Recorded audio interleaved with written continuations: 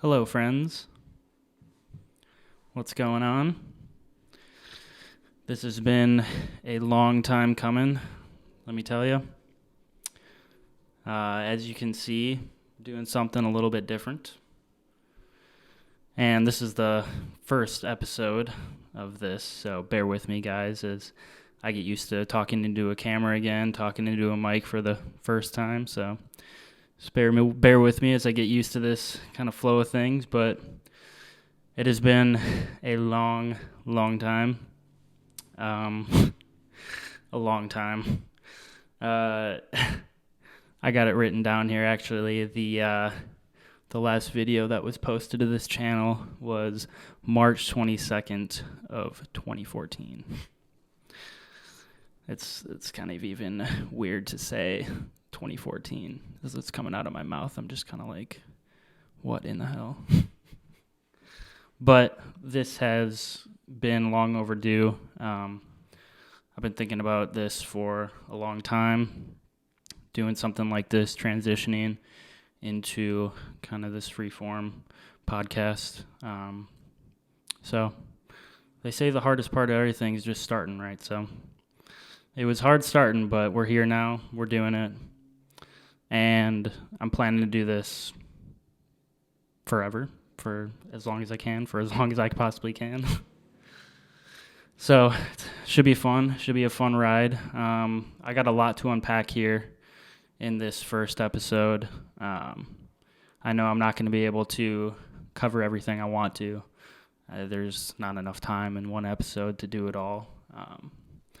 But I'm going to do as much as I can, kind of bring up the story of what happened with everything, as far as the channel goes, as far as the team goes. It's even weird just talking about this stuff now because it's just been so damn long. But I got stuff written down here, so I got a few notes that I can go off of just so I can kind of re-jog my memory and whatnot.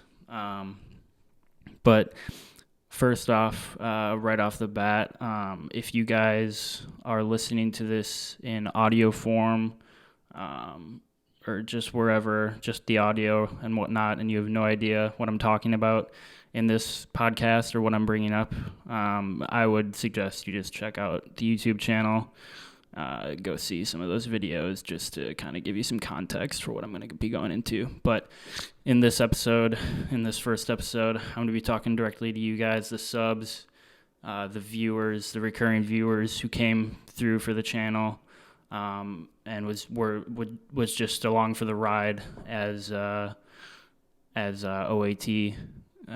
kind of went through its run. So I'm going to be talking directly to you guys and, of course, directly to my brothers who were a part of the team throughout those years.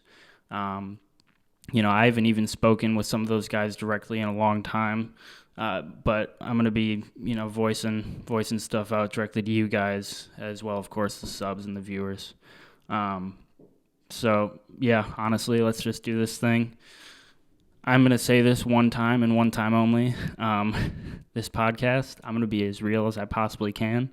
I want to bring forward my true self, express what I need to express. I was really looking for this to be a way to just vent ideas, vent my thoughts on life, things I've learned, past experiences, just going off of what I can. And I'm going to use this as just an outlet, just to get stuff out there, man. But I'm going down a rabbit hole already. But I'm going to say this one time and one time only. If you got young kids, young children, and you're playing this on a speaker, TV, whatever, I'm going to be cussing. I'm going to be throwing out some swear words because, of course, I want to be real with you guys, and I'm not going to censor my shit. So that's all I'm going to say on that. From here on out, just going to be as real as I possibly can with you guys. And that's the goal, that's the goal of, I think, what this podcast has to be. It just has to be real. I need to come straight with you, man. There's just no ifs, ands, or buts about it. So with that said, in this first episode, I'm kind of going to trace it back for you guys. I'm going to try and, bring it back to where this whole thing kind of started, what we went through, what I went through personally, and where we left off, and kind of how things just faded out, as a lot of things do in life. Just shit happens, man. You can't get around it. But yeah, that's really all there is to it. So in this first one, just gonna clarify a lot of stuff. Gonna bring it back. Like I said before, the last video that was uploaded to this thing was in 2014 of March. That's almost damn near 7 years ago. It's fucking crazy. I can't even believe it. But I've been thinking about doing this, ever since this pandemic hit, all of 2020, really the beginning of 2020. I've been, this idea was just kind of in my head. I started to listen to podcasts more and more with all the free time, like I'm sure a lot of you guys have with, the pandemic and everything. It opened up my eyes to a lot of things. It opened up just kind of the value of what this art form can bring. It kind of gave me a new perspective, as I'm sure the pandemic and all of 2020 did for most people out there, 99% of people out there.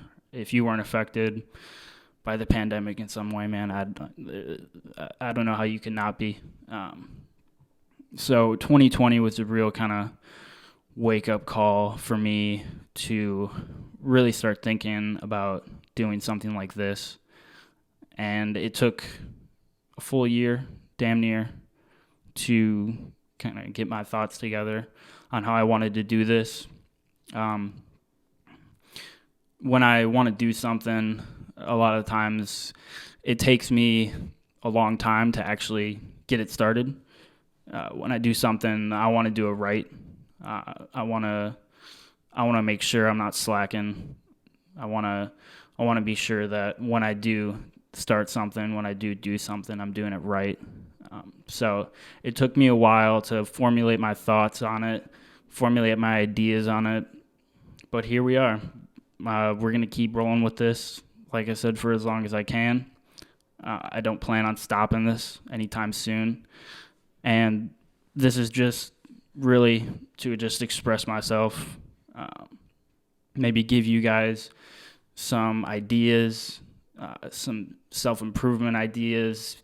I think we can all learn from each other. That's what humans do. We learn from each other. We connect. And that's what this is about. It's just connection, man. 2020, that was the other thing. It gave me a new insight on how people connect, in this virtual world. It's pretty crazy. And it's crazy to think that, even as a kid, with Overkill Airsoft and OAT and the YouTube channel, just making videos with the boys for fun and everything. It's crazy to think about how this has always really been a part of my life, just doing this, whether it be just making videos for fun with the channel, just, sharing music with people through messages and whatnot. Social media obviously is like, I don't know, it's its own whole separate thing, but that's just the world we live in now. And it was thinking back, now that I've had these years to reflect, and kind of just going through real life, growing up and whatnot. I'm 23 now. I'll be 24 February 21st, which is in 2 weeks, real close. So it's been, I've gone through some real shit. Nothing too crazy, but I mean, that's just life, and it gives you a new insight on the connections that you make with people throughout your life, and the importance of understanding that there's value in every connection, whether it be good or bad. It's just something you kind of, I guess, figure out on your own terms. But yeah, that's really been kind of the driving force behind wanting to do this, is just connection, wanting to connect with people, wanting to connect with you guys again, and wanting to transition this channel into something that is obviously different. A podcast is different. But, I'm here to tell stories. I'm here to bring light to a lot of the backstories behind Overkill Airsoft, OAT, what we did, just airsoft in general. I'm going to spend probably these next few first episodes just kind of bringing up a lot of the past in terms of the channel, how it kind of all got going, the brothers, the boys, and just the times that we had out there. It was, yeah. So I'll be probably covering a lot of that stuff in the next, in these first few episodes at least. It deserves it. It's something that deserves my attention, and I did not want to just kind of let this channel sit, let this, kind of fade out and just forget about it. I've never forgotten what this whole thing has meant to not only me, but all the boys involved, all of the viewers, all the subs. It's strange how that community just kind of grows and builds, and then it turns into something that is real. And it started from just playing in the woods, shooting BBs at each other for fun, getting outside with the boys and just having wars and whatnot.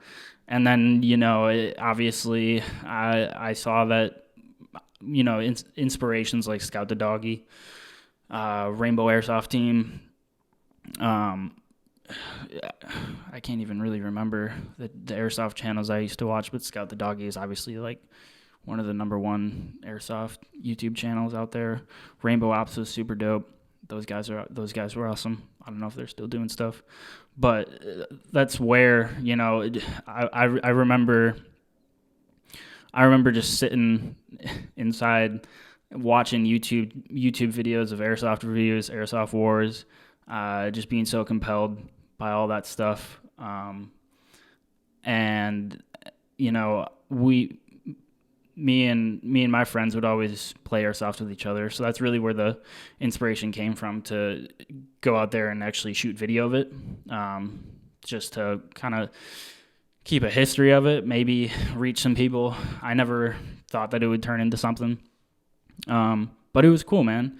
We just had fun with it. It was something to do. That was the thing. Like,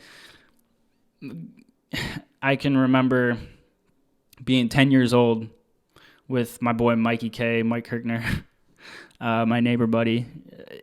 If you guys remember him, he's definitely in a ton of the videos. But those were probably the earliest memories I had of just playing with toy guns and stuff. It's pretty crazy. I don't know, being just a boy growing up, I don't know what the fascination is with guns. It's kind of strange. It just kind of like runs through your blood for some reason. I don't know if it's obviously might not be for every guy, but for a lot of boys, I think it's just something of fascination. Just you even think about the movie A Christmas Story with the Red Ryder BB gun or whatever. It's that kind of shit where it's like you just want it. You want to shoot pop cans. You want to maybe go out and shoot some squirrels, whatever. I shoot some blue jays. I know my dad hated blue jays. He was always like, Paul, go out with your BB gun, get rid of those blue jays, because they're just big, like, terrorizer birds that would swarm the bird feeders and not let any other birds have their dish, have their meal. But I don't know where that kind of comes from, that fascination with guns and stuff. I'm not a hunter personally. Airsoft was really my only kind of thing with guns, but I certainly, spent every penny of my savings on airsoft, pretty much, I would say. It was just, it was something that I loved, something I still respect. And it's really beautiful, man. I mean, I hear stories. I've read stories of airsoft helping, veterans with PTSD. War can be fucking crazy, obviously. It could cause some insane amounts of stress. And I know I've seen stories of veterans, just getting that release with airsoft, paintball, whatever it may be. And that's beautiful, man. You gotta have that, and it's just something to fall back on like that. But for me and the guys, my neighborhood buddies, Mike, Josh Kuzi, Alex, those guys. We literally, I had to have been 10 years old, something like that. I remember going out in Mike's wood shop, his pop's wood shop.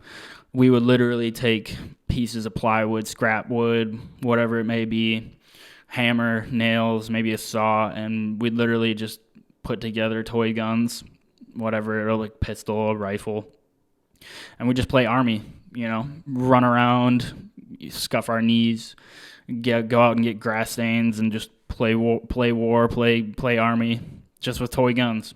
It was just being a kid, man, just running around, just pretending you're shooting each other. And then somewhere along the line, it developed into airsoft.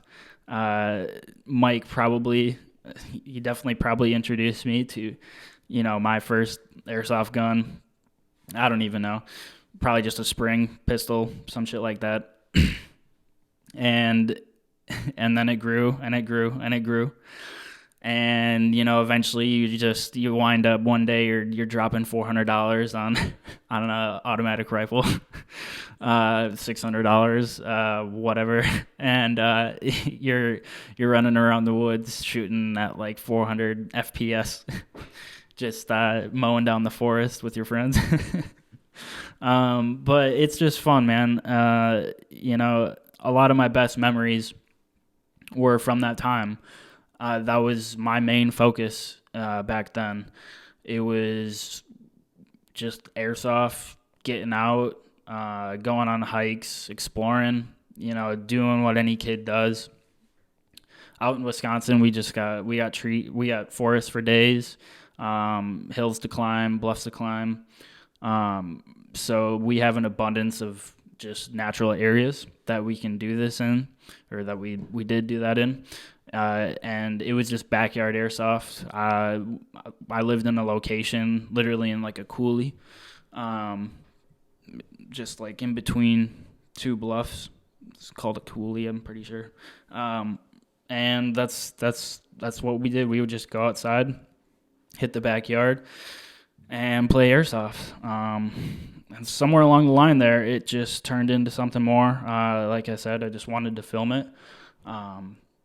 I think it was more or less just to get a video of something to look back on. I still look back on those videos today occasionally.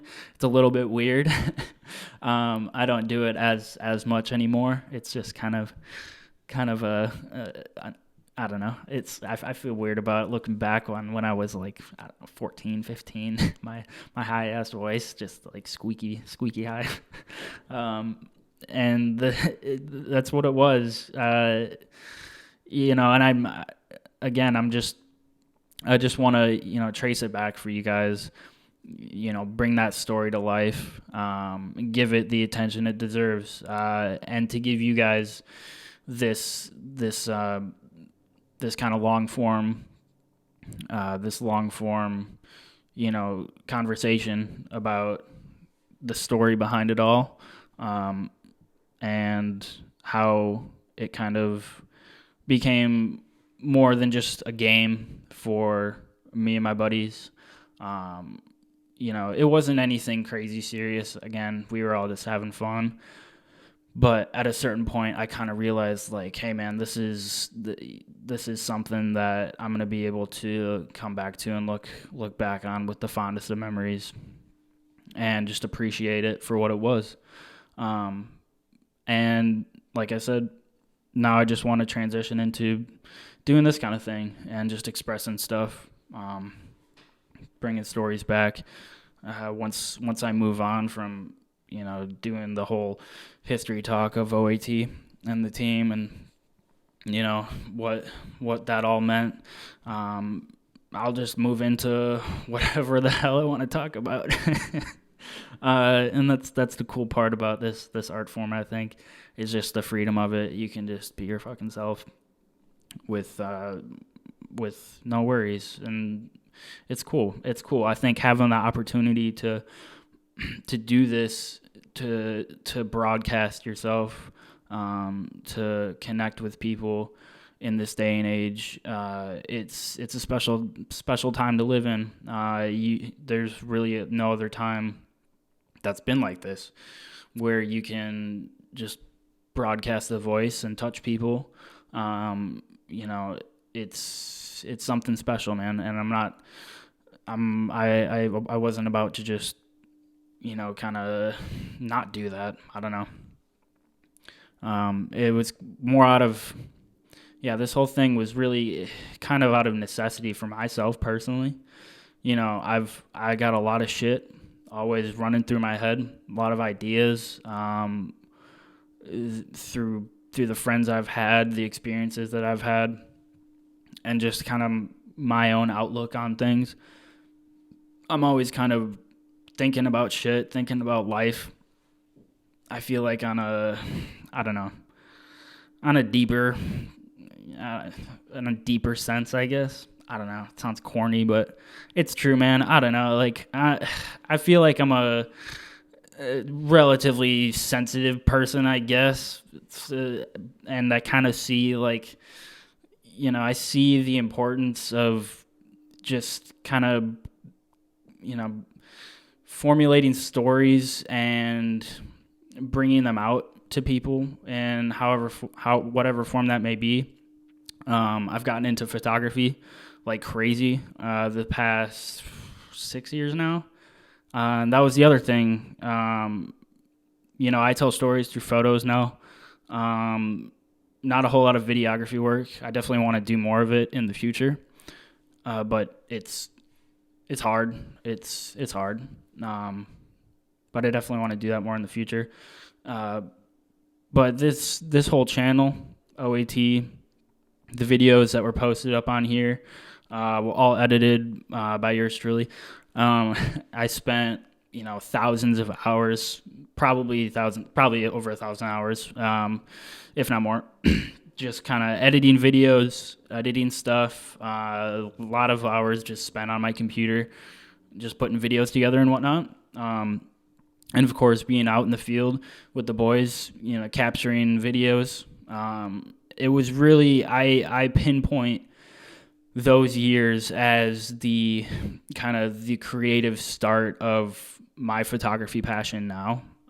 There's no way in hell that I would be doing photography as intensely as I am now if it wasn't for this channel and the Airsoft Wars, the Airsoft gun reviews, tests, all that shit.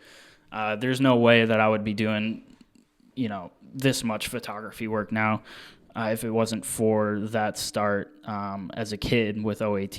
I just don't know how that creative seed would have been planted if I wasn't shooting videos back then of Airsoft. It was just something that kind of fueled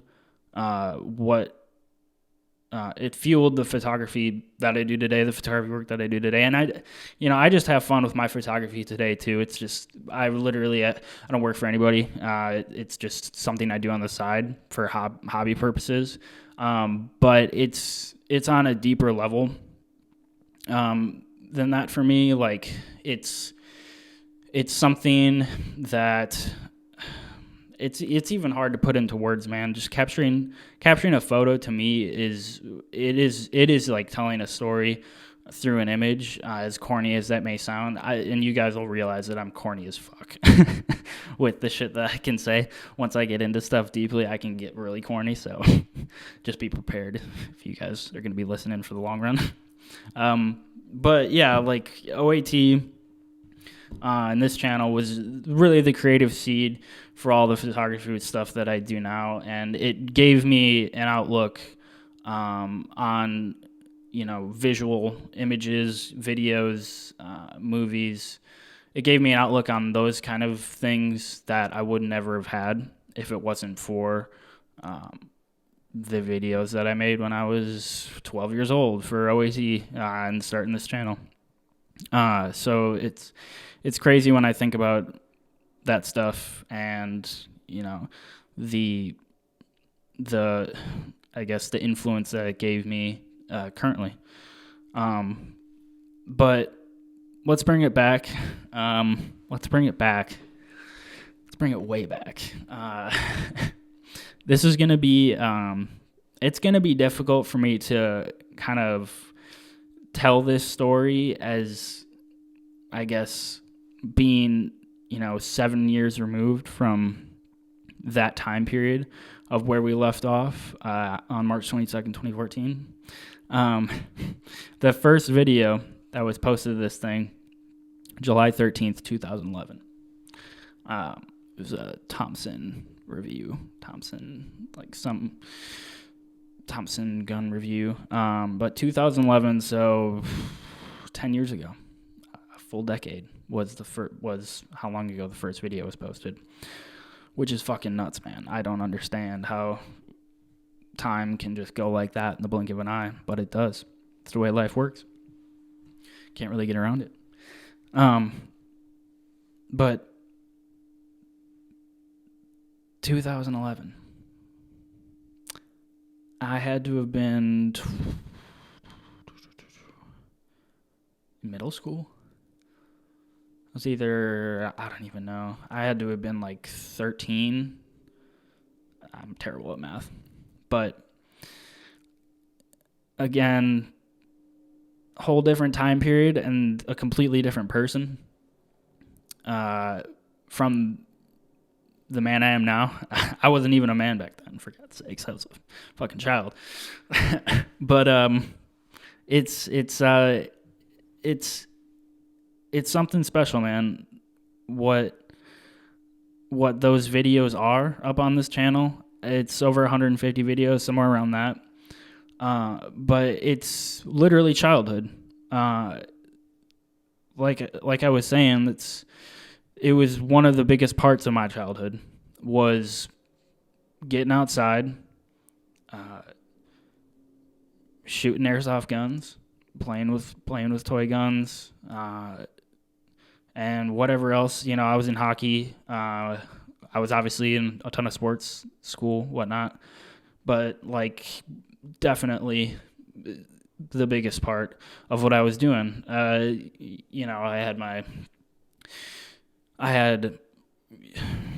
really can't recall anything else that was as important to me as just creating videos for the channel. I got obsessed. I got totally obsessed. It was a good obsession because it was just fun as fuck. And it was at a time where, you think back to 2011, I gotta say, the first Xbox 360 was coming out. I had a PlayStation 2. I was crazy into video games too back then. I don't play video games at all anymore. But of course, back then, I mean, it wasn't about, just sitting in front of a TV playing video games, really. I was always trying to get outside, and just play with the guys, with airsoft and stuff like that. It was truly something special. It was beautiful, man. Some of the greatest memories, seriously. It's even nuts. I'm just thinking about all the stuff that we did, where, from, building the field itself. I can recall I can recall so vividly me and the boy Parker, literally the fort that you guys saw in a lot of those videos. Sorry,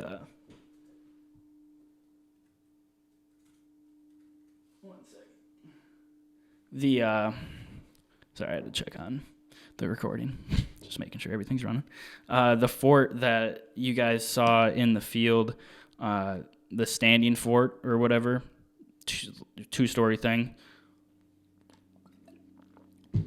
I can recall so vividly the night or the whole day and night that me and Parker spent building that thing and putting it up in the field. Absolutely fucking insane, man.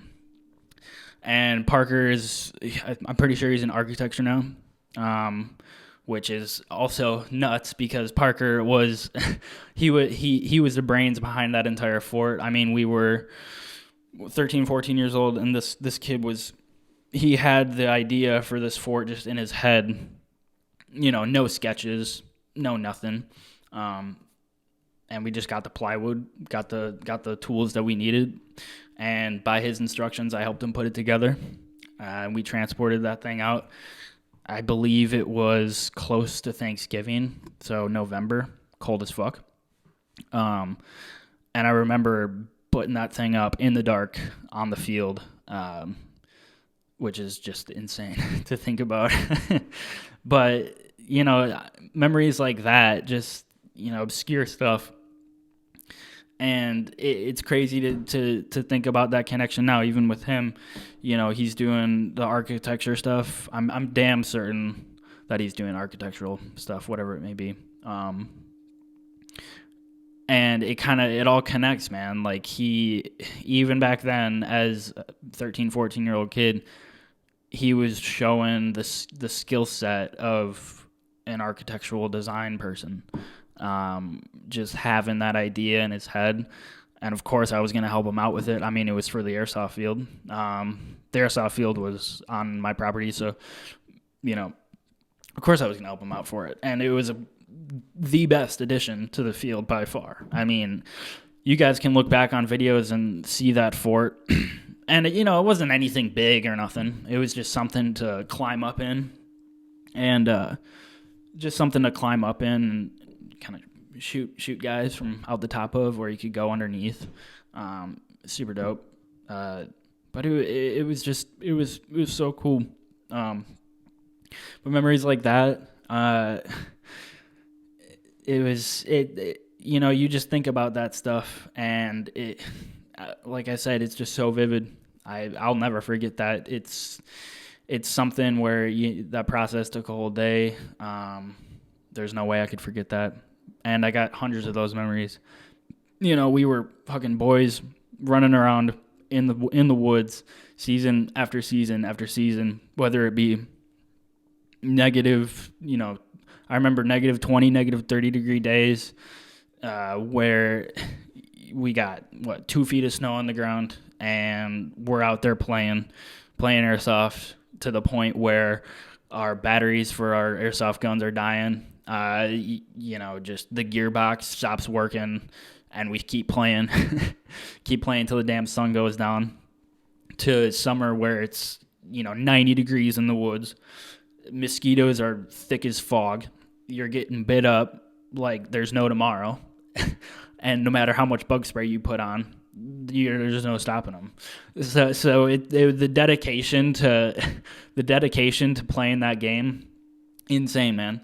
It was, and that's why it was something more. It was something that we just all loved to do. It was something that brought us together. It was something where obviously there's no parents around. We can do whatever the fuck we want. If we're not shooting each other's eyes out, we had the proper protection, so it's all good. But it got us outside. We all loved being outside. We all loved just being together.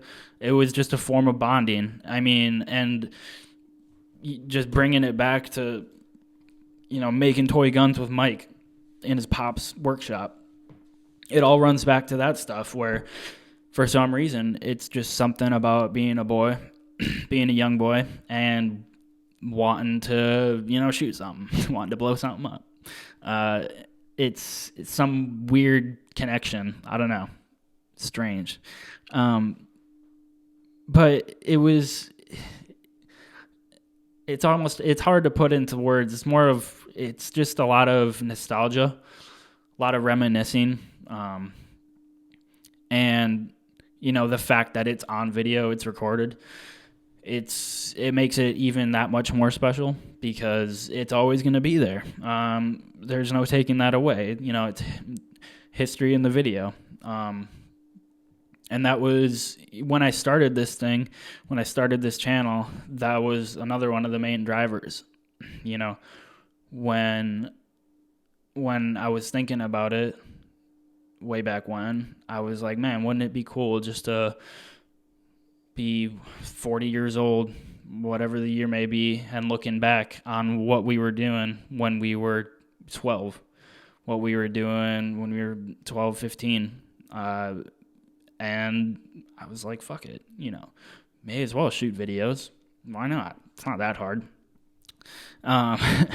So, yeah, I mean, it started out very nonchalant, and it ended up just being something that we were all crazy about, and something that we could just do. And I think, honestly, just getting outside, man. I mean, just being in those woods, being on that other level. I mean, it's really, obviously it's an adrenaline rush. When you're in the thick of a war or thick of a battle, it actually does feel like, you're on a mission. You're on some sort of weird, fake mission to shoot people with BBs. And as weird as it may sound, I mean, you get that adrenaline rush and you get that excitement. It's like a video game, sort of, but it's real. And with that, it just kind of, I think all that kind of tied together, and that emotion and that feeling, it made us just want to keep coming back, want to keep doing it more, until we couldn't anymore. I don't know. It's strange what that feeling does. Just kind of, I mean, you can see it in the videos. It's intense. I mean, an airsoft war, paintball war. It's intense, man. It's fun as fuck. I can't even imagine what real war is like. It's got to be fucking bonkers, bro. Because there's times in those airsoft wars where it feels like the real fucking thing. It feels like the real damn thing. When you're a child, when you're a young kid, you're just playing with, sticks and makeshift toy guns. When you're a young kid, it feels like the real thing. You've got that imagination. You've got that free running imagination that's just going wild, and it feels real. It feels absolutely real for some reason. I don't know, just something about the imagination process from being a kid to now.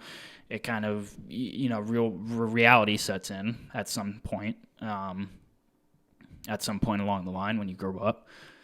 Sad to say, but as a kid, you don't really know the real world for what it is yet, and your imagination just runs wild. And I think that's why, being a young child, you make some toy guns with your buddies and you run around playing army, and it feels fucking real.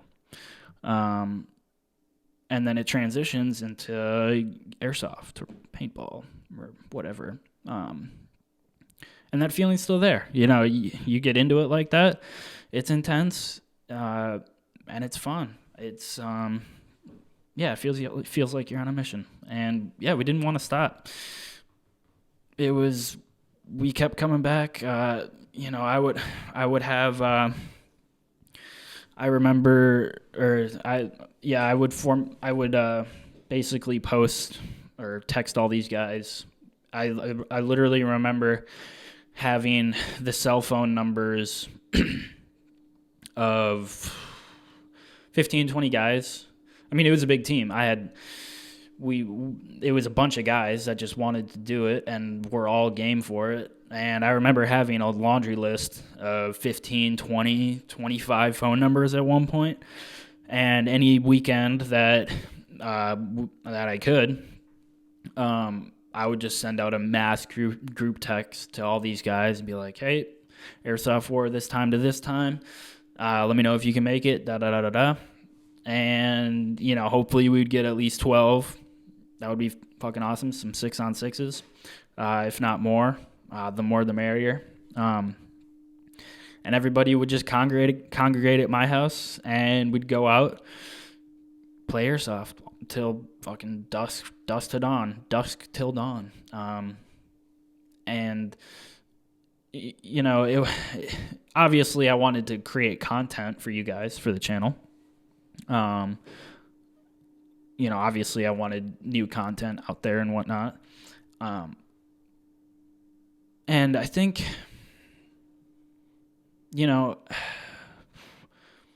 it's weird. It's kind of sad to say, I guess. Not really. I mean, at a certain point, I think there had to have been. I mean, at a certain point, there had to have been a feeling in me that was more or less like I felt the obligation to do it, to create content. And maybe the fun wasn't really as prevalent anymore. Because, well, I don't know. I mean, after a certain point, you gain some traction with viewers and subs and whatnot, and, you feel that obligation to create content. And it is an obligation. I mean, for sure. You can't deny that. So I think there was kind of that too. At a certain point after so many years, it kind of felt more, I don't know, I don't want to say like a job, but it was just like, it's just like diminishing return, the law of diminishing returns. I don't fucking know how to put this, but it's just weird like that, where at a certain point it feels, I don't know, it felt more of like I got to do this to create the content. At the same time, I was having a blast. I was always having a blast. But in the Airsoft Wars and whatnot, and on those weekends where we would have wars and whatnot, I would just film it, run around filming, getting that cinematic angle for you guys. And that was just as fun as, playing the wars themselves, because I knew I was creating for you guys. But I don't know, man. I mean, I guess it never really felt like I wasn't obligated to do anything. But I don't know. It's just life, man. I guess that's the other thing that I wanted to touch on in this first episode, was kind of the fade out, if you will. The fade out of what kind of happened. I mean, I know it was probably really strange for you guys, to kind of just, one day there's a video and then the next there's not. It probably fucking sucked for you guys.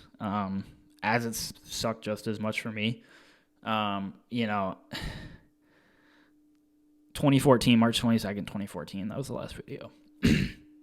So that was basically a year before I graduated high school. So that was spring of junior year, if I'm getting that right. Yeah.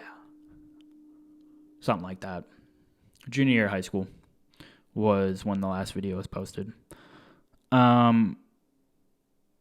And I never expected it, to be honest. I never expected it to really kind of go that way. It just kind of happened that way. as things do. But I think that now that I've obviously had all of this time to kind of think about it and reflect and go through reality and go through life, I can definitely tie down certain things, certain things that kind of facilitated the fading of OAT and, you know, why it stopped, or why it kind of just kind of got lost in the sphere of YouTube. And it's sad, man. I don't know. It is sad when I think about it. And that's the other reason why I've been wanting to fucking do this so badly this past year, past all of 2020. You know, it's because I've wanted to, you know, make this right. I'm not one to just kind of leave things like that, I guess, and not give any kind of reasoning and shit. But yeah, it was sad, man. I mean, I can remember kind of feeling the fading of it. I guess I'm already kind of getting into what kind of happened with all that. I'm just looking at my notes.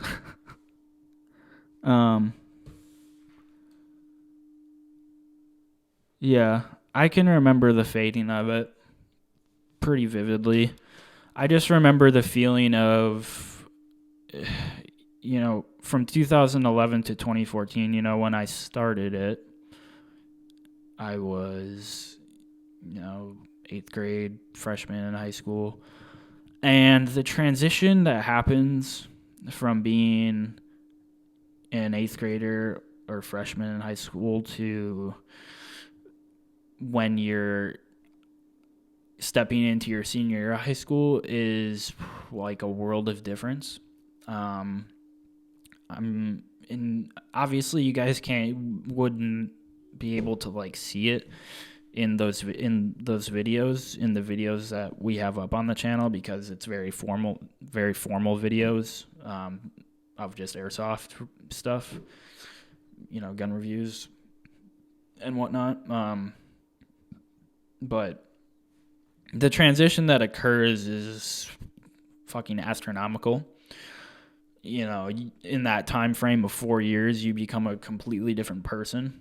And I'm not. I mean, that was kind of the thing. You know, at the end of it all, a year before, you know, maybe like 2013. I could kind of start to feel it fade. Not the enjoyment of playing the game and creating the videos or doing it, but I guess I just kind of felt. I felt like it was kind of just dissolving almost. It's weird. It's hard to put into words. One of the more prevalent things that I do remember is how hard it was to kind of organize it all, I guess. Especially with the wars and stuff. It became pretty damn hard to kind of get all the boys together. And I'm not, you know, as I'm talking about this shit, I'm not putting blame on fucking nobody, man. I mean, there ain't nobody to blame in this. So I just want to make that clear. This is just fucking life. This is just how it goes. You know, things will fade. Just shit happens. You know, reality happens. So I ain't putting no fucking blame on anybody. I'm just trying to come straight with you guys and just be straight about it. Just come clear. Um, but yeah, I just remember just the struggle that it kind of got harder and harder to kind of organize shit.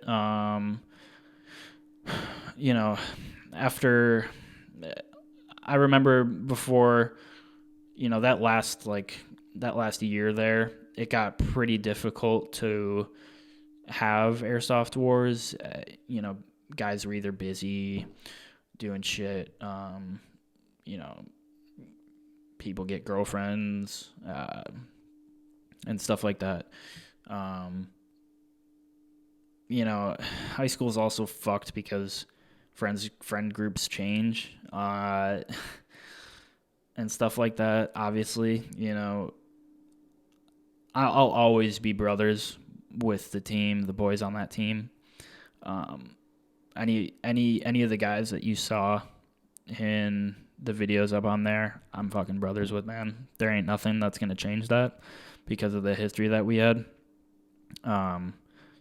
Jacob, Parker, Mike, Josh, Hunter, Noah, Wolf, airsofting with Wolf, Spencer, all those guys, man. It was beautiful, but yeah, I mean, shit just changes, man. It got hard to organize stuff. We weren't having wars as often, really, if at all. It would be, months. I think I remember it coming down to being like months and months in between we would have wars. And I mean, with an airsofting channel, there is a cap. There is a cap to like the extent that you can do with stuff in that specific niche of content. There's only so many guns I can review or I could review. There's only so many topics I could talk. I was at a certain point I was really kind of squeezing my brain for ideas on stuff. Obviously, I came up with some decent stuff. But I wasn't obviously we got a few sponsorships here and there. Like Bobster Eyewear, I remember. They provided us with some like goggles to review and use and stuff, but it wasn't anything crazy. And I never really had any high expectations for things. I thought it would be cool if we would get stuff to review and whatnot, but it's also just hard. It's just I was a young fucking kid, and I wasn't. I mean, I was decently business savvy for my age, I think, but it's also just hard to understand, I think, all the ins and outs of it. But I can't just buy a gun and just to review it and whatnot. But yeah, I think just kind of the creative intuition or the creative drive for producing that content kind of just fizzled, which is kind of sad. But it just fucking happens like that. There's really nothing. There's nothing to it other than that. And yeah, that was the other thing. I mean, with the boys not really getting out as much, getting to do as many wars, and life just getting busy like that. Yeah, there wasn't really a whole lot left. I mean, which was it was sad, and I didn't even.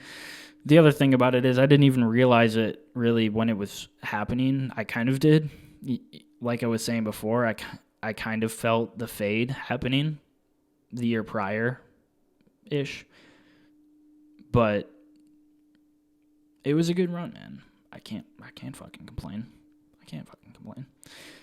It was a good run. But yeah, I did feel it happening. And when that last video was posted, back in 2014, I didn't know. Yeah, I didn't know it would be the last one. It just kind of happened like that. And I remember months would pass, or a month passed after that video, and then another month, and then another month, and then another month, and then another one. I remember thinking about it all the damn time. It wasn't something that I just couldn't think about because I was leaving OAT in the dark. But it just kind of transitioned. It just kind of faded, man. I went into senior year of high school. By that point,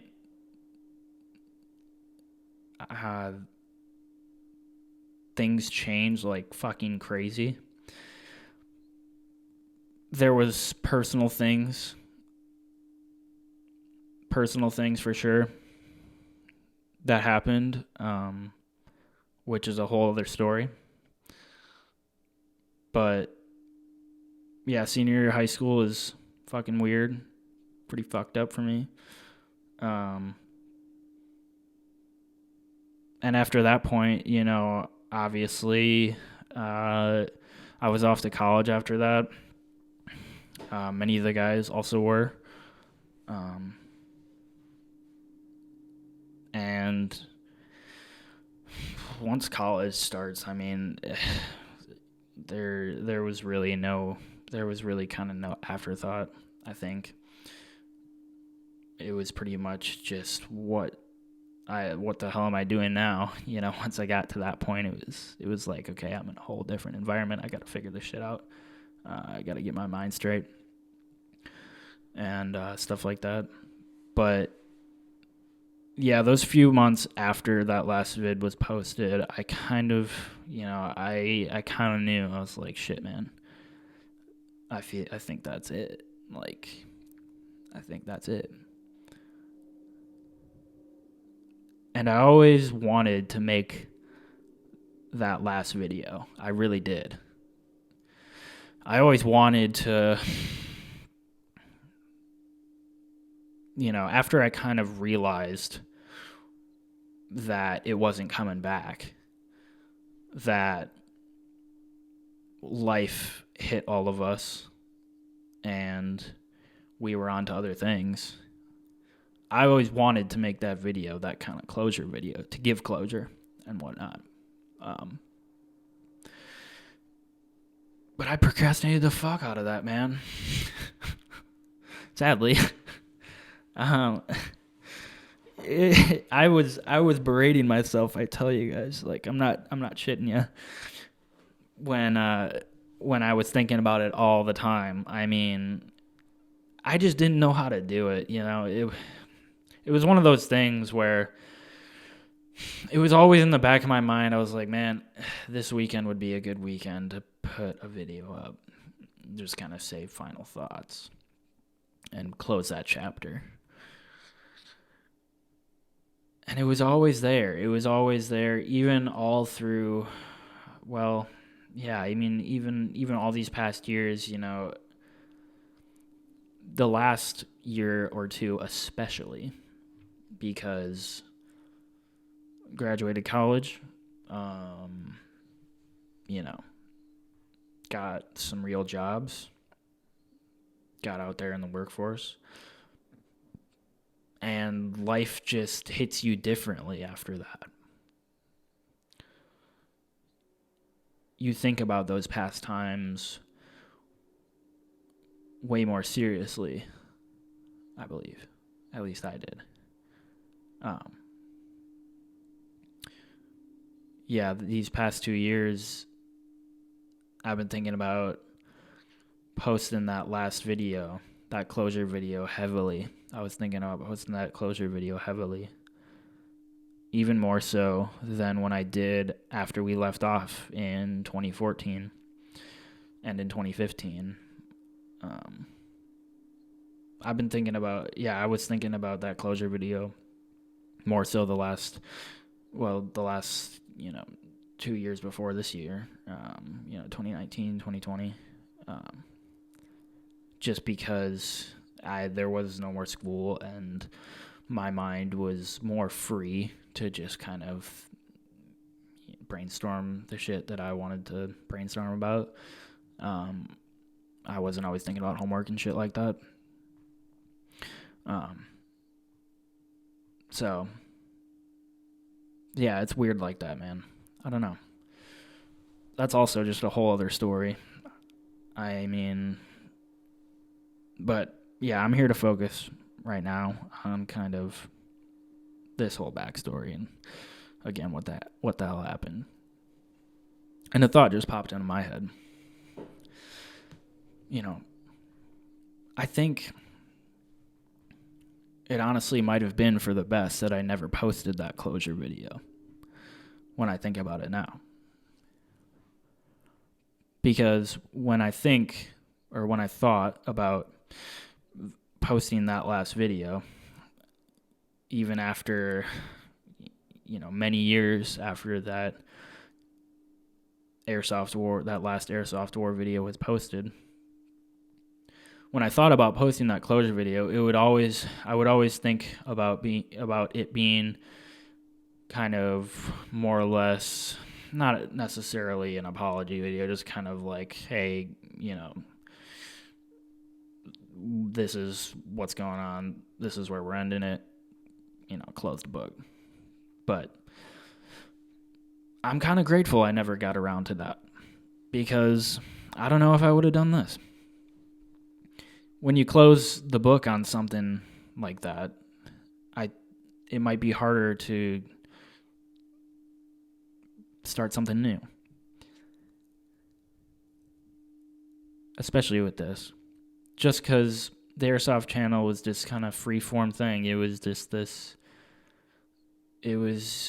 this video log of the most fun times that me and my brothers ever had as kids. And I don't think you can close the book on something like that, because it's always with you. The YouTube channel is one thing, and even if I did post that closure video, you can't close the book on it, man. It's something you can't close the book on because it's always with you. And if you guys have had experiences like that with your brothers, with your best friends, with your family, there ain't no closing that book. It just keeps going. And you look back on it with nostalgia, with remembrance. I mean, those are the times that make you as a person. Those good times. It's beautiful, man. It did truly make us, I think. The whole team. I mean, you get those guys together, those 15, 20 guys, and it's just fun. I mean, there's no buts about it. I mean, it's just fun. All different backgrounds, relatively. I mean, we all came from the same area and whatnot, but some of those guys never knew each other, I think. I think a lot of those guys, just met each other at the airsoft field. And, we developed friendships. We developed bonds. And it made us. It all played a role in our lives. Because it was real. It was what we wanted to do as kids. Just get out. Get outside.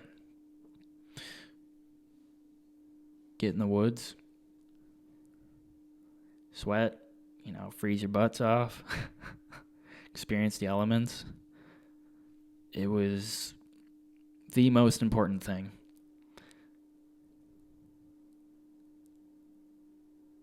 I mean, those are my best friends, man. You can't take that away. And even though, I mean, I said at the beginning of this podcast, some of those guys I haven't spoken to in years. Which is fucked. I really should. But I feel like it's one of those things where you don't necessarily, even if you don't talk for that long, you still know. You still know what you had. You can't take that away. It's locked in your brain. I mean, it's memories. You can never take that away. And it's the best memories.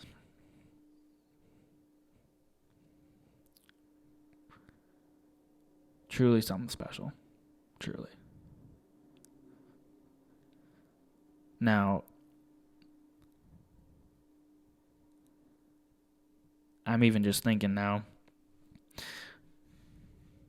about all this.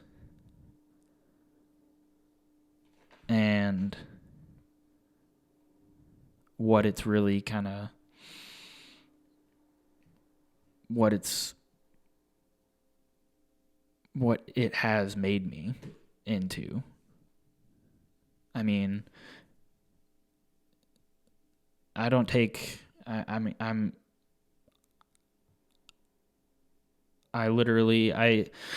can tell you with certainty that those years in the field, doing airsoft, playing the game with those boys, it did make me the man I am today. Regardless of anything else, it was one of the first real, I think it was one of the first real community bonds. It was one of the first real community bonding experience that I had as an individual outside of, sports, which is honestly crazy, man, to think about, because none of it was planned. Honestly, it just grew. It just formed organically and naturally from bringing it back with Mike, my true brother, man. Bringing it all the way back to then, when I was 11 years old. Damn near before I hit puberty. I tell you, man. That's why, oh my God. Looking back on some of those videos, I swear to God, dude, I just can't do it, bro. My voice is just so squeaky. It's so weird. I hate it. But there's no way I'm taking it down. I'm leaving those things up there forever. I've always said that. I was like, every video that goes up, I'm leaving it there forever. I don't know. But yeah, I mean, it's just thinking about the timeline of that. It was really the community, man. Outside of, and bringing it to you guys, bringing it to the subs, bringing it to YouTube. YouTube was this, back then, YouTube was this pretty new thing. I mean, it wasn't really new. It'd been around. But it was brand new to us as kids, obviously. It isn't what it is today, that's for sure. The YouTube that was around in 2010, 2011 was definitely not the same YouTube that it is now. Obviously things just change, things grow. New people come, old people go, and whatnot. But that platform, this platform of just sharing content, fundamentally it hasn't changed, obviously. Anybody can just upload stuff. Well, not anybody, but most people. But it was just this brand new thing for us as kids. Back then we didn't have fucking social media. All we really had was Facebook, right? Yeah. That was it. That was like the only thing. There was no Twitter. Was no I don't. Maybe there was Twitter. I wasn't on it.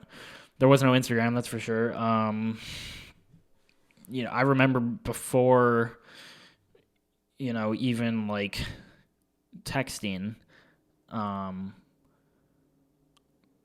Before I think it was before I was texting all my friends all the time. I remember using Gmail, like Gmail Messenger. If you guys use that at all, I think it was like a message thing. Or I was literally just, it was Gmail Messenger. Yeah.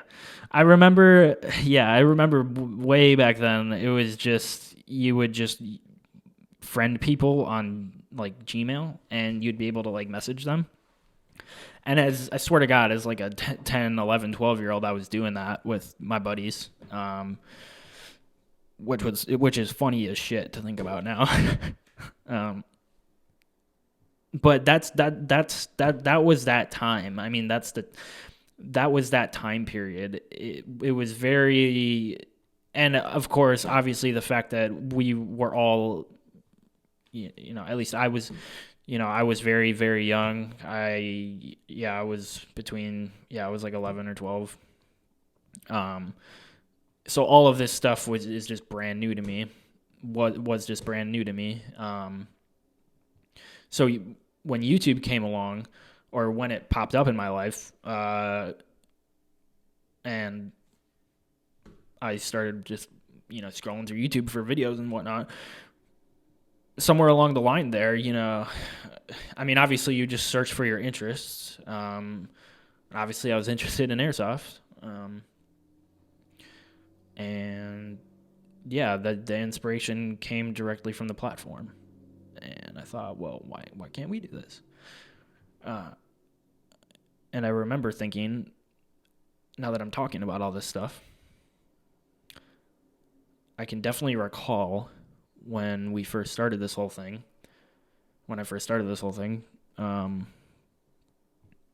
that I was like, shit, man, if I start this now, my like 12-year-old self thinking this, if I start this now, maybe it could be like big. Stupid. So yeah, there was, the inspiration obviously came from, other airsofters on YouTube. But it's just, that's just funny. I know, just, kind of the thought, of, if we get this airsoft YouTube channel going, we keep at it, maybe we could do something with it, which we could have for sure. Anybody can. But it's just kind of funny looking back on it now. So I don't know. Maybe there was some high expectations there right from the get-go, but there was and there wasn't. I always bring it back to what I was saying before with just being outside and playing with guns as a young boy. And just that drive to do it. YouTube was just, creating videos and posting on YouTube was just a bonus thing. It was just a benefit thing. Until it got,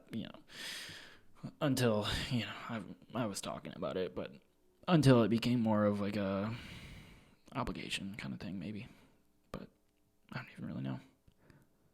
But yeah, man, I mean, that's just kind of, I'm just kind of trying to lay out the story, lay out kind of what I was thinking and kind of the back end of all this stuff.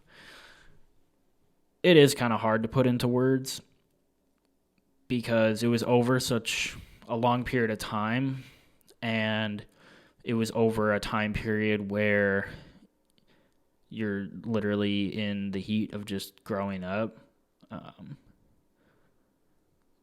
So, yeah, I mean, there's just a lot of stuff that goes into it. There's a lot of emotions that go into it too. I'll always love that game. I'll always cherish my time with those guys, and just the fun we had. So much fun, man. So much fun. I'm gonna tell you a story real quick. Get some water. I'm gonna bring you guys back. I'm gonna bring you guys back to one of the most fun weekends that I had ever had as a fucking kid. Okay? Seriously, like, without a doubt. And this is what Airsoft did. This is what Airsoft did for us, did for all the boys. I was literally thinking about this last night, about when I was, like, about to go to bed. My mind was just racing last night thinking about shooting this podcast and what I was going to talk about. And I thought about this story. I hadn't thought about this in a long time. And this popped into my head, and I was like, I got to fucking tell this.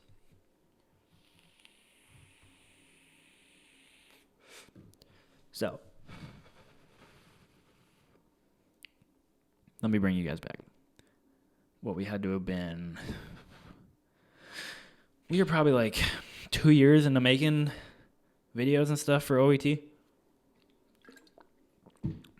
years, maybe? I forget. I could look back at the videos and see, but you guys remember, if you guys look way back, well, maybe you don't have to look that far back, but if you guys remember, the team took a little trip. We took a little trip. I think it was honestly, I forget where we went to. I could look back and see, but we literally got the whole squad. I think, well, it wasn't the whole squad, because I'm sure some of the guys didn't make it, but it was a good chunk of the squad. Like, I gotta say, at least 12 of us. Yeah, something around that. And this just brings a smile to my face just thinking about it, because this was literally one of the most fun weekends ever. I had organized this trip for the Airsoft team. We always thought about taking a trip somewhere, going to another field, right? And just getting a different experience, checking out a new place, stuff like that. Because all we really did was just backyard airsoft, like most fucking kids do. They just play in their fucking backyard. We just had a huge fucking backyard to play in. That was the prop of where we lived. Where we live is that the amount of forests we have around here and just the space that we have. But I always thought it would be cool to go check out another field. Go and just play somewhere different. So I had organized this trip. Literally, I was like the concierge or whatever for the whole fucking deal. I found a field. God, I wish I could remember where the fuck this was. I think it was like Baraboo. I don't know. But organized this trip for the boys. Booked a hotel, rented a fucking, like, a traveling van, one of those, like, Ford vans that you can fit, like, I don't know, 15 people into. And we took a trip. We took a trip down somewhere in Wisconsin to an outdoor airsoft field. Dope field, man. Oh, my God. This place was the shit. Like, if I could go back there, I for sure would. And I'm just telling this story because it was literally the most fun. And I can go back and see those videos, which is the whole reason for this thing. But this weekend, it was just a blast, dude. Literally packed a van with all the boys. 12 guys ish, all of our airsoft gear, all of our airsoft guns, clothes and whatnot. Fucking packed van, I'm telling you. Shit, if a state trooper would have pulled, obviously my parents were driving. My parents, they looked over us the whole weekend and whatnot. But if a state trooper had pulled that van over and looked in those duffel bags, and they would have pulled out like 20 airsoft guns or whatnot, it would have been a trip. It would have been funny as fuck. But anyways, no. So we went down. We went to this field. It probably had to have been 2, 3, 4 hours away, maybe. I remember booking a hotel for us to stay in, and we pulled up, right? I think it had to have been like, I think we stayed like a couple nights in this place. But I remember booking a hotel, and we show up to the hotel, and they didn't have a pool. And you know what we did? I remember going to the boys, going over to the team, going to the boys and be like, hey guys, like they don't have a pool. Like, what do we? And so I was like, hey, Mom, Dad, forget this shit. Let's get another place. I specifically remember that booking that hotel, and then getting down there and figuring out that they didn't have a pool, and we were like, fuck this. Let's go to a place with a pool. So we go to a different hotel. They have a pool.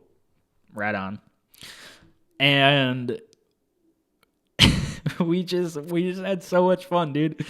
We had to have had like 4 rooms, a room for my parents and like 3 rooms for all the guys. And we just played airsoft that whole weekend at this field. I think it was like a half hour away. We were definitely the youngest kids there. I remember we played against these guys. They had to have been like my age now, like, young 20-year-olds, mid 20-year-olds, something like that, with just insane equipment and insane guns. They had like CO2 gas powered automatic rifles and shit. I remember playing against those guys. They like took our whole team on. It was like 12 versus 4, and they absolutely wrecked us. It was just crazy, bro. Because we weren't used to that kind of shit. Just playing backyard airsoft and then going to a legit field where it's just a faster pace. It's just a whole other kind of, it's a whole different game. But yeah, it was so much fun, dude. It was so much fun. So just shit like that, man. We just swam in the pool all weekend, did rowdy shit in the hotel. Just ran around. I remember there were some girls there. I think some of the guys were trying to flirt. And it was just about just being a kid, man. But that's the type of shit. That's the type of shit I think about. Just fun ass times like that.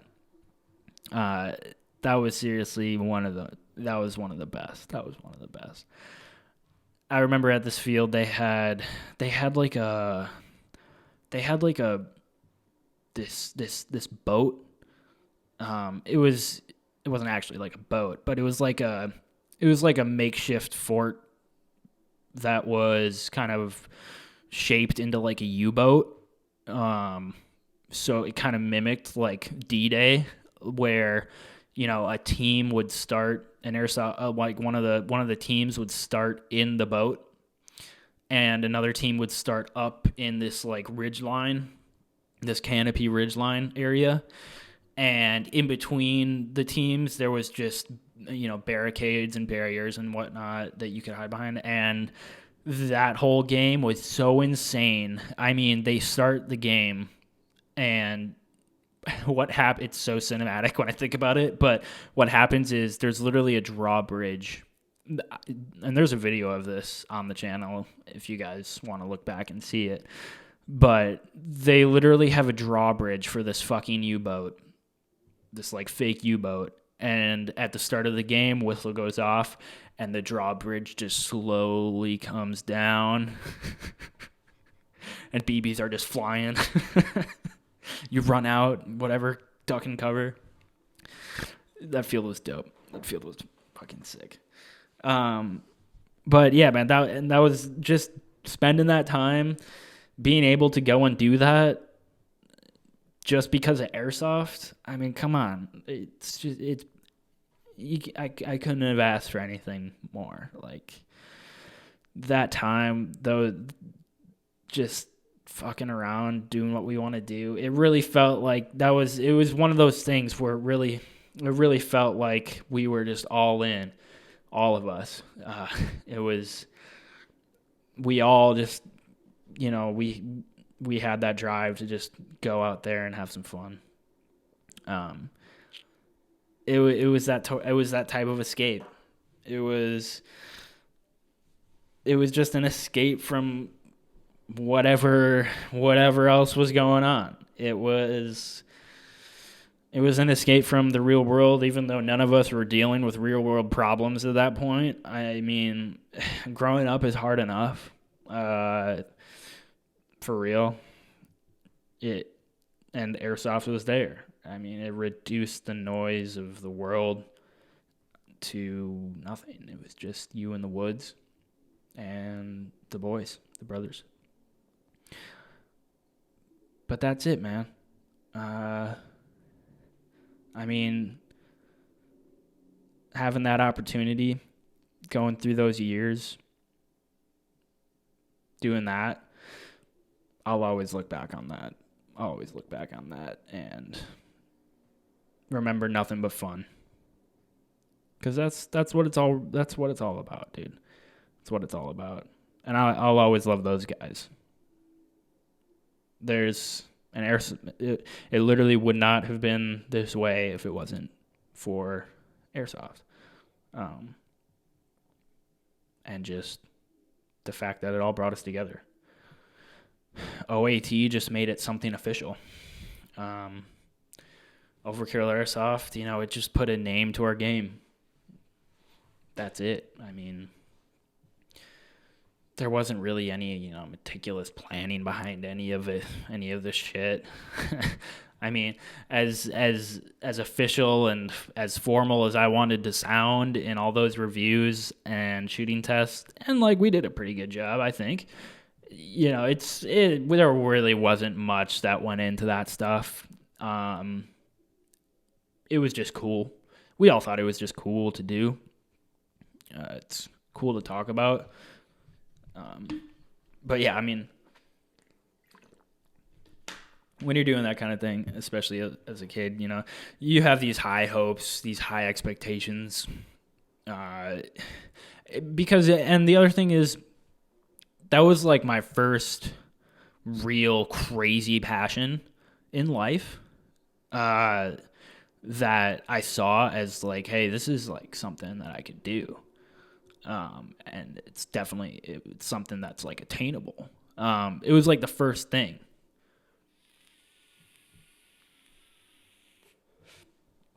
It was that first real thing in life that I had a crazy passion for. And you set those high. Yeah, I set the bar fucking high for myself. I mean, I wanted to be as best as I wanted to, make the best content that I could. And I did that. I tried my very fucking best. Couldn't have asked for much more. And yeah, I mean, it just was something more, as official as I wanted it to be, as formal and whatever, as I wanted to be that pro. This is my 14-year-old, whatever, my young self thinking. It was just that crazy first passion, that crazy first, real thing that I put all of my work, all of myself into, and 100% of my work ethic into. There was nothing else. That was the focus, man. That was the focus. And you got to have those things. I mean, you got to have those things. That takes you through life. That's what gets me through now. Now, this has developed into photography for me. It's always been about that camera. I mean, I was the one behind the camera in those videos, and I'm still the one behind the camera now today. Taking those photos, man. Just getting outside. I like to walk the street, see what I can see, capture images.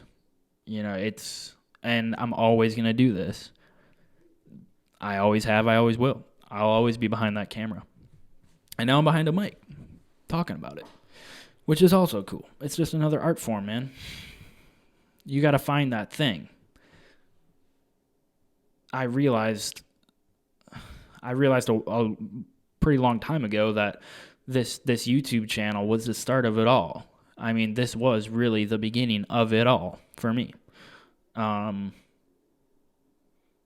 It's that inflection point. I mean, it's that thing that kind of grows and develops organically. And I try and make it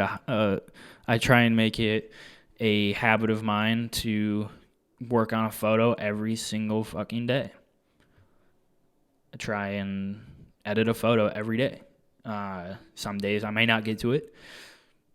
Be at the gym, be at work all day, and I'll just be tired. Some days I won't get to it, but the next day I'll try my best to get to it. Every day I'm thinking about it. I try and see the cinematic photography shot in every scene of life. When I'm just driving my car, when I'm either, walking around, wherever, man. I'm just looking out a window, looking at the sun, where the sunlight's hitting. I'm just always looking for that shot now. But this is where it all started. This was that point where it all kind of started. Without this channel, I would have never picked up a camera. Maybe I would have. Who knows? But because of this channel, I picked up a fucking camera, man. I picked up a camera. And I brought what was happening in that airsoft field to YouTube in video. And I tried to improve those shots. Tried to always make the next video better than the last. But now it's about the transition. Now we're looking at something different. And again, maybe it's a good thing I never posted that closure video, because maybe this would have never happened. Who knows? Once you close the book, you close the book, and that's it. The story ends. But here, it has not ended. Took a long break, but we here now.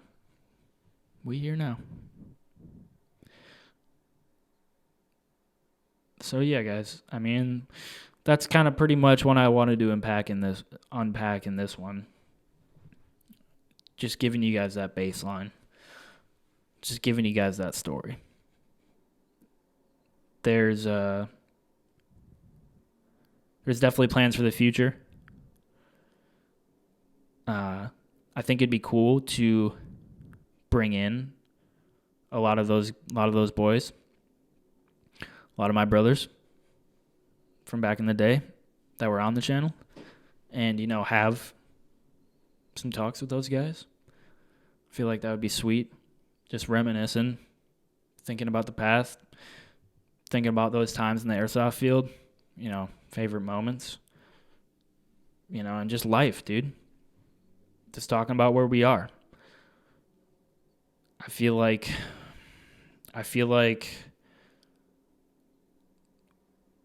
we just need to come real. I feel like people just need to come real now. Be real.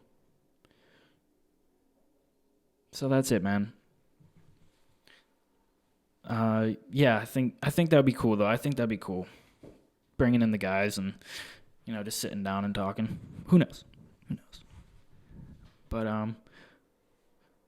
yeah, I definitely wanna just get stuff out there. Just get life stories out there. To express myself and the life that I'm living, the life that I've lived, and just connect, just connect. There's a lot of bullshit out there right now, a lot of bullshit, and I ain't here to spew bullshit. I'm trying to give you guys the real thing, my honest self, and give you guys kind of just an outlook, just my own outlook of what's happening, and things I've learned, things I'm still learning, things I hope to learn. I'm still pretty young. Got a lot of time left. So there's still a lot of time for things to happen. But I also got a lot to talk about. Like I said before, it's just a lot of shit runs through my head that I feel like I want to talk about. And maybe you guys can connect with it too. If not, that's okay too. It don't matter. So that's it, man. Yeah, I'm going to wrap it up here. I think I pretty much covered everything I want to cover in this one. There's a lot more stuff that I could go into specifically in some other ones. Some of the next episodes that'll come up. So definitely expect me to be like diving into more specific topics on the Airsoft channel itself. Like specific stories and whatnot, because I definitely have like a lot to unpack there. This was kind of just a general historic timeline of, what happened, and where things are now. So definitely expect more on that stuff, but I want to bring all life topics to the table, man. I ain't going to leave nothing out. So for the time being, going forward, streaming platforms. If you want to get just audio on this stuff, check out Apple Podcasts, Spotify, and Google Play. I'm gonna try and get this shit up on there too. So Apple Podcasts, Spotify, Google Play, and yeah, you can always come and check out the video here. Ain't a problem. If you want some visual to it, it's cool. So you guys, that's it. This is episode 1, The Book of Paul. Thank you for allowing me to come into your life, for allowing me to take up this time in your life. It's an honor, man. It's something that I don't take lightly. So thank you. Love you guys. Stay healthy. Stay safe.